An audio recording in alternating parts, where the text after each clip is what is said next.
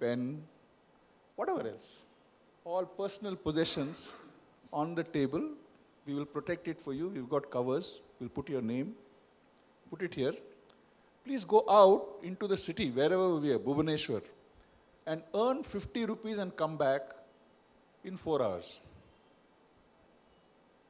Rule number 1, you cannot borrow money. Rule number 2, you cannot tell a lie.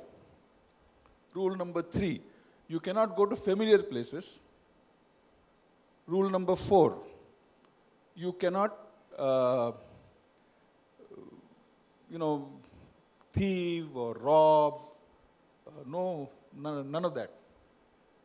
So, class of 15, like this, 15, 20. Hardly 3 or 4 of them, if you look, suddenly their eyes will light up. What fun! The rest of them are looking on the down at the floor. My God, now what do we do? All right? So, and they went. And those who went came back, some 40, some 30, some nothing. But when they came back, in some small way their life got changed. They had to interact with people. People asked them, are you a drug? Who are you? Why are you doing this? Why do you need the money? In one case, actually it was in Pune. And the current chairman of Thermax, Meher, when she was a trainee, went through this. 2 o'clock in the afternoon. And what is that? That ashram was there, no? What is that? Osho. And they had some unintended, environmental vibes. So, Meher, single girl, 2 o'clock in the afternoon, she had to face a lot of, till a gardener met her, a Maharashtrian gardener outside a bungalow, and said, baby, kya kar rahi ho? She didn't know Hindi. She had just finished her engineering from university in the UK. She didn't know a little bit of Gujarati either. So in some smattering way, they got through to each other.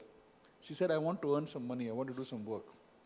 Then he asked her to tend the garden, gave her some chai, and also gave her 10 rupees. It changed her life. So, the point I'm making is, please look at today as an opportunity to ask yourself, is there an entrepreneur inside you? Is there somebody who's curious? Is there somebody who will engage with the environment confidently? Is there some way who will turn a problem into an opportunity? Is there, how much feedback do you receive from the environment? What do your goals look like in life? Are they calculated goals? Are they gamblers' goals? Or do you have realistic aspirations that you can manage and feel that small marathon, that marathon going, small step at a time? So, to me, every entrepreneurship session has meant further review of myself. I've had the opportunity of working with David McClellan and some of these people, and it's been a central theme of personal effectiveness. So with all these words, sir, I've taken most of your time. You haven't programmed for this.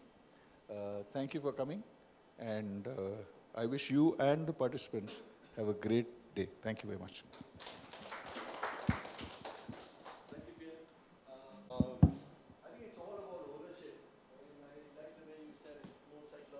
You look at yourself, look at your long-term goals, what needs to be done. And I remember somewhere in 1997, I used to work with a company called Vatsila in Bombay. And the question was, Mr. Upa, the managing director was asking, how do you make senior people accountable for what they're supposed to be doing? It was a great company, great people, but then even at various levels within the organization, to take ownership of organization mission and getting things done is always a challenge, and I think this has been there right through. There are exceptions, but many a time people who confront themselves, senior leaders also confront themselves with the situation of saying, hey, how do you get ownership of people to buy the ownership of the organization, vision, and then try and deliver with it. In my view, as PM said, it's not only as far as the corporate is concerned, it also depends upon how we look at our own lives and driving our own life. We say that we are we're supposed to be leading our own life. So actually we need to have our own vision, mission, and trying to see how we can achieve that. So thank you very much for those few words. Dr. Momi, would you like to say a few words? You've been kind enough to graciously host this situation. Good morning, everyone. Dr. Kumar, Dr. Shukla, Dr. Dwivedi, Dr. Udupa. It's a pleasure to be here. Of course, this is a familiar place for me, but pleasure to be amongst this gathering. When Dr. Udupa, I think, called me up about a couple of weeks ago, or 3 weeks ago, and said that NHRD wants to host this pre-conference on entrepreneurship, and would you be interested in hosting it? I said readily yes. Because we have an association with NHRD, we are members of NHRD, and we know that NHRD is doing a yeoman service, not only in the field of HR, but to society in general. And so we said we will be happily participate in this. Now, it so happens that this is the third the third entrepreneurship event this year in this campus, in Twin Halls. We first did an event along with CII. Then there was another event which we ourselves had initiated. We have a club called the Equinox Club, and they had organized an event. And this is the third such event. So that, in a way, tells you the importance attached to entrepreneurship, not only in India, but not only by NHRD, but by many of us. You know, we all believe that entrepreneurship is the future for this country, because I think there's a limit to which corporates can generate jobs. I think corporates are, and with all the automation that is happening, the robotics that have been gaining ground, I think jobs are really becoming scarce for the future generation. And we talk so much about our demographic dividend. Obviously, the demographic dividend, our young population, if they have to make it in life, I think they have to think not only of jobs for themselves, but also to create enterprises so that others can get jobs. And I think that is most important, and that's the purpose of most of these events or most of these seminars. So I'm very glad that NHRD, because traditionally NHRD has been a body of HR professionals, HR experts, and the themes have by and large centered around the workplace in an organization and the human resource aspects of it. But I think this was the first time they have gone into a different territory in terms of entrepreneurship, and I must congratulate them for this. Professor Kumar talked about EDI. You know, my association with EDI goes a long way back when Dr. Patel was the first, I think, chairman and director of EDI. And we used to interact, I think, sometime between 1989 and 92. And I was heading an organization, again, supported by IDBI, ICSI, and IFCI. It was called the Northeastern Industrial Technical Consultancy Organization. Yeah, so those are all part of the same family. EDI was, in a way, a mother company for entrepreneurship. And these were called the technical consultancy organizations. They were doing entrepreneurship development as well as consultancy for projects in some of the underdeveloped areas. And so I have met Dr. Patel, and we had some pleasant memories. We used to do entrepreneurship development program. They used to be called EDPs. And in the underdeveloped areas, of course, they were not very large units, but you know, where there was a lot of unemployment, especially in the Northeast, how could people become self-reliant? How could they set up their own enterprises? And we used to give them training. ADI used to help us in that. And those were very pleasant memories about the entrepreneurship sort of development, especially in the underdeveloped areas. So as you rightly said, EDI has done some pioneering work and yeoman service for the field of entrepreneurship in this country. So I'm sure all of you will benefit a lot from Dr. Shukla and Dr. Dwivedi's presence here. Professor Kumar, we have not had the pleasure of meeting each other, but we have interacted with each other. One of your colleagues, comes here and takes a course on the family business aspects of governance, Professor Shastri. And he has been in touch with me, and he said, why don't we also collaborate in some way? We have set up this institute. And yes, I have not gone down to, I think, coming and contacting you and getting down to it. But they are doing some great work in terms of family governance. I think they're one of the few groups in India who really are out to see how you can professionalize the family business. By and large, the family business passes down from generation to generation. And by right, a son or a nephew or a daughter becomes the next managing director or chairman. But I think they are trying to professionalize it, and it's not necessary that the son or daughter has to become the next CEO of the group. But it all depends upon how the governance is sort of intertwined in the organization, and how the family people contribute towards that. And I think and then they are doing a lot of work along with some experts from the US and Europe, who have also done pioneering work on developing family governance. So I think you're in for some exciting 2 days here, and I wish you all the best. And thanks, Dr. Udupa, again for organizing this at our campus. Thank you very much. People here who try and contribute in their own way to try and see how we can promote entrepreneurship within the country. So thank you very much, and now we will leave the floor to Dr. Shukla and Dr. Trivedi. Thank you very much, and welcome once again, and try and exploit whatever great wisdom is available around the table. Thank you.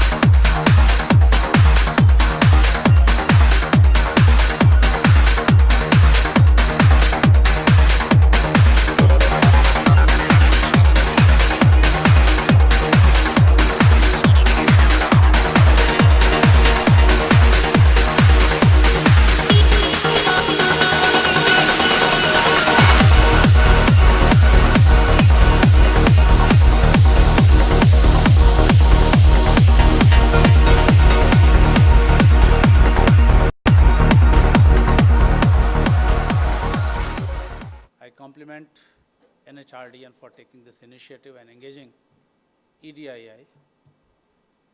Certainly they deserve to be #1 HRD chapter in the country. I'm very happy to be part of this event. Thanks for inviting us.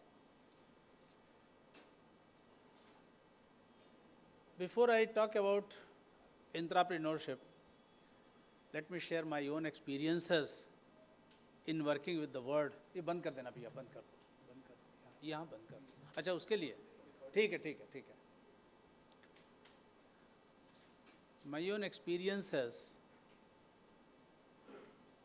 with this word. I joined the institute 23 years back.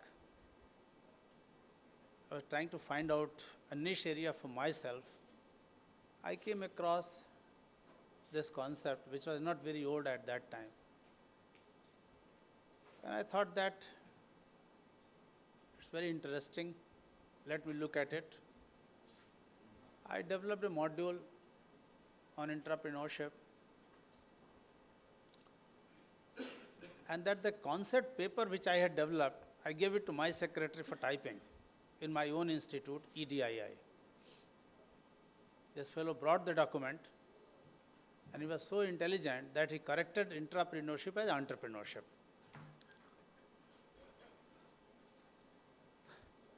Without telling much, I again made certain corrections as proofreading, again gave it back to him. The second time also, he made it entrepreneurship. And he said, "Sir, you had made a mistake." I saw it not a mistake. I said that it's not a mistake. It's entrepreneurship only. You please do whatever you have been asked to, at least for this document. This I am narrating that even in my institute, Entrepreneurship Development Institute of India, not many people were aware of entrepreneurship. Way back in 1996, I conducted some programs. SIDBI supported, some open market programs were also organized. Then a series of programs and corporates were engaged in to conduct. And it's a very tried and tested concept. I personally, I hold it in a great respect.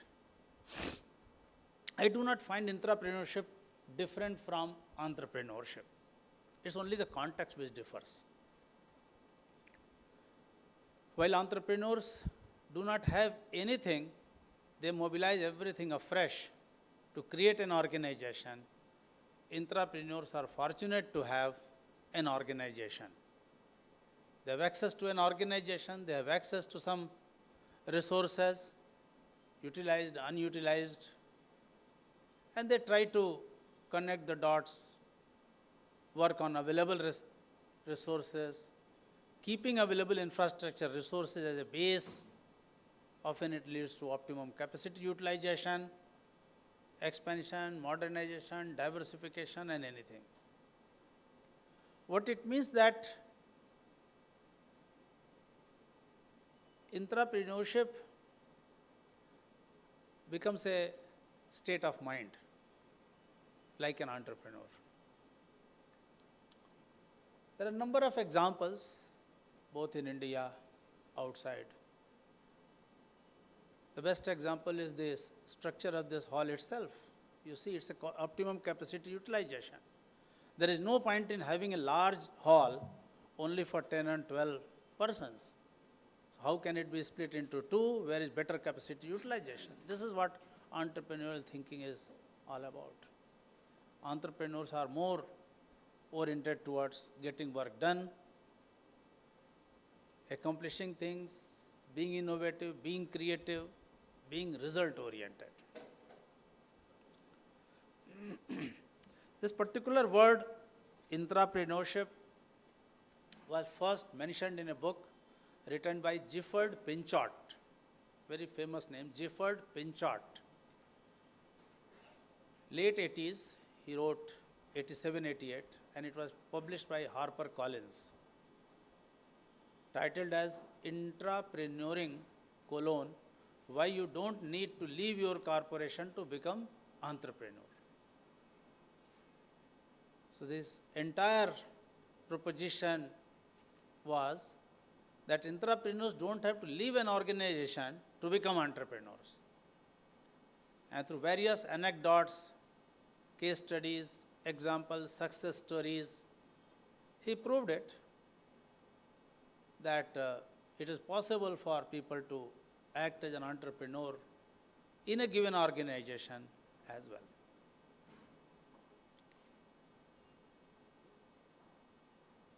Mr. S.B. Dangaich, you might be knowing. Mr. S.B. Dangaich is Managing Director of Syntax Industries, the water tank company. He himself is a graduate from IIM Ahmedabad, 72 batch. Got a very good placement with some multinational company selling paints, worked there for 2 years, only to realize that I am not meant for selling someone's paint or cloth or something else. I wanted to do something different. So he quit the job in 74, started looking for a better alternative job which could satisfy him. Unfortunately for him, wherever he would go, upon learning that he is a graduate from IIM Ahmedabad, the prospective employers weren't much interested in offering him a job, thinking that how are we going to utilize an IIM graduate, and can we pay him? We will not be able to satisfy. Or without telling it, whether he will be able to understand the requirement of our own small organizations. Soon he could realize this, and he started telling people that I am not interested in pay, perks, emoluments, all those things I have already quit. I want an organization where I can do something of my own. And he went Bharat Vijay Mills, you might be knowing. Bharat Vijay Mills, the owners were Patels, tried to convince them. They offered him some job in a chemical division of the company, having small turnover of about 3 lakh rupees in 1974. They said, we have this small division, you are not sure whether it would engage you, but if you want, maybe you just see. He went there, tried to find out what can be done. And he says that within 6 months, I was able to increase the revenue of the division from 3 lakh to 25 lakh. The owners were very happy. And his engagement was renewed for 1 more year. And in the next year, the revenue increased from 25 lakh to 2 crore. And then he was regularized or confirmed. And since then, there is no looking back. It's about 35, 40 years he has been continuing with that job. A lot of examples were given by Mr. Dangaich once when he interacted with our students.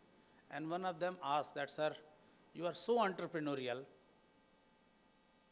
but there is a question coming to my mind that why didn't you think of starting your own enterprise?